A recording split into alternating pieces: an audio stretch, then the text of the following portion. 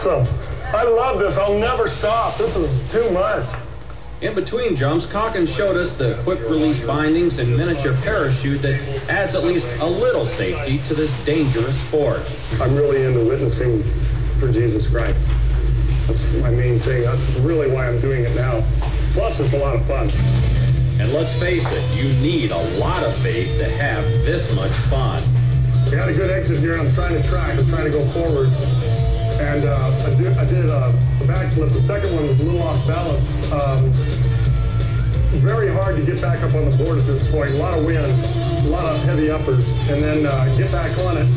I'm trying to go toward the cameraman at this point to see if I can gain some forward speed. Heavy balance right here. Trying to put my arms back so I can get that board going more forward speed.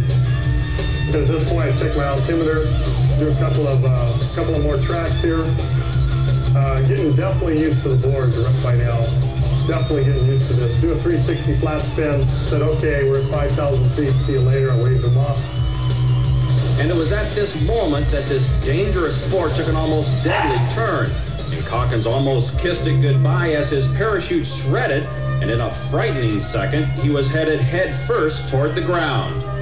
Just as soon as I threw it out, kabow, and I look up, and my parachute, one side just exploded. It couldn't hold the wind. So as soon as I cut away, I was back in the free fall. I stood back up on the board because you don't want to have this board curling in back of you, having the canopy deploy up on it. That's one of the dangers with board jumping is you fall really fast. I tell you what, that is a wild, wild thing to see. Very dangerous, but very safe to watch.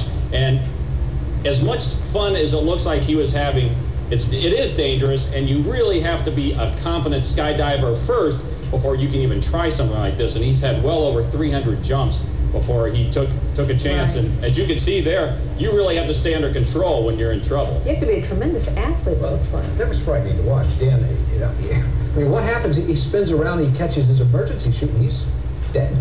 Well, that's why it's so important to get that board underneath, because if your legs are still kicked up, which the wind is pushing your legs up and you have to fight it, that board gets caught up in your parachute.